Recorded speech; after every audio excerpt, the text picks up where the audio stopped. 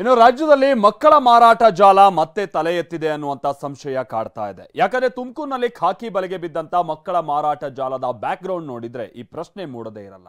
ಆಸ್ಪತ್ರೆ ನರ್ಸ್ಗಳು, medical college ಅಧಿಕಾರಿಗಳೇ ಮಕ್ಕಳ ಮಾರಾಟದಲ್ಲಿ ಶಾಮೀಲಾಗಿದ್ದಾರೆ. ಮಕ್ಕಳ ಮಾರಾಟ ಜಾಲ ಖಾಕಿ ಬಲೆಗೆ ಆಸ್ಪತ್ರೆ ನರ್ಸ್ಗಳೇ ಭಾಗಿ.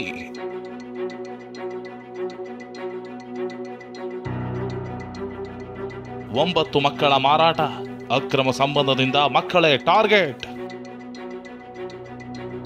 ಕಲ್ಪತರು ನಾಡು ತುಮಕೂರಿನಲ್ಲಿ ಬೆಚ್ಚಿ ಬೀಳಿಸೋ ಘಟನೆ ನಡೆದಿದೆ.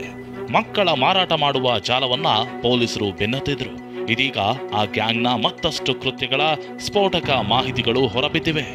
ಆಗಿತ್ತೇನೆಂದ್ರೆ ಜೂನ್ 9ರಂದು 11 ತಿಂಗಳ ರಾಖಿ ಅನ್ನೋ ಮಗುವಿನ ಕಿಡ್ನಾಪ್ ಆಗಿತ್ತು.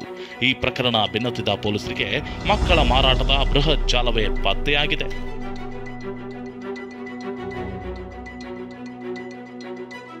ಪ್ರಕರಣದ ಬಗ್ಗೆ ಮತ್ತಷ್ಟು ಆಳಕ್ಕಿಳಿದು ತನಿಖೆ ನಡೆಸಿದಾಗ ಇದೇ ಗ್ಯಾಂಗ್ನಿಂದ ಬರೋಬ್ಬರಿ 9 ಮಕ್ಕಳ ಮಾರಾಟ ಆಗಿರೋದು ಬಯಲಾಗಿದೆ.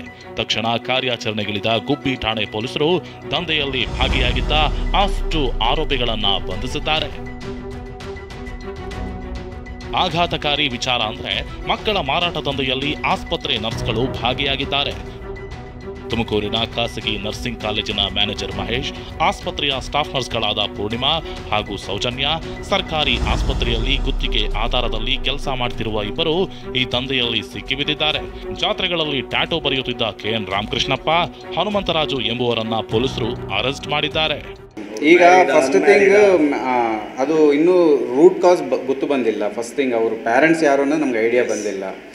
ಸೆಕೆಂಡ್ ಥಿಂಗ್, ಈಗ ಏನಾಗುತ್ತೆ, ನಾವು ಒಂದು 10 ಮಕ್ಕಳಿಗೆ ವಿಚಾರ ಆ್ಯಂಡ್ 10 ಪೇರೆಂಟ್ಸ್ 10 ಕಪಲ್ಸ್ ವಿಚಾರ ನೋಡ್ತಾ ಇದ್ದೀವಿ. ಈಗ ಇದು ನಾವು ಹಿಂಗೆ ಬಿಟ್ಟಿದ್ರೆ ಫ್ಯೂಚರ್ ಆಗಿ ಇದು ಮಕ್ಕಳು ಕಿಡ್ನ್ಯಾಪ್ ಮಾಡುವಂಥ ಸಿಚುವೇಶನ್ ಬರುತ್ತೆ. ಈಗಾಗಲೇ ನಮಗೆ ಕಂಡು ಬಂದಿರೋದೇ ಈ ಮಕ್ಕಳು ಒಬ್ಬರು ಕಿಡ್ನ್ಯಾಪ್ ಆದ ಮೇಲೇ ನಮಗೆ ಕಂಡು ಬಂದಿದೆ. ವಿಪರ್ಯಾಸ ಅಂದ್ರೆ ಮಕ್ಕಳ ಮಾರಾಟದಂತಹ ಕೆಲಸದಲ್ಲಿ ಮೆಡಿಕಲ್ ಕಾಲೇಜಿನ ಮ್ಯಾನೇಜರ್ ಹಾಗೂ ಆಸ್ಪತ್ರೆ ನರ್ಸ್ಗಳೇ ಭಾಗಿಯಾಗಿರೋದು ಗ್ಯಾಂಗ್ನ ನೆಟ್ವರ್ಕ್ ಎಷ್ಟು ದೊಡ್ಡದಿದೆ ಅನ್ನೋದಕ್ಕೆ ಸಾಕ್ಷಿಯಾಗಿದೆ. ಮಹೇಶ್, TV9 ತುಮಕೂರು.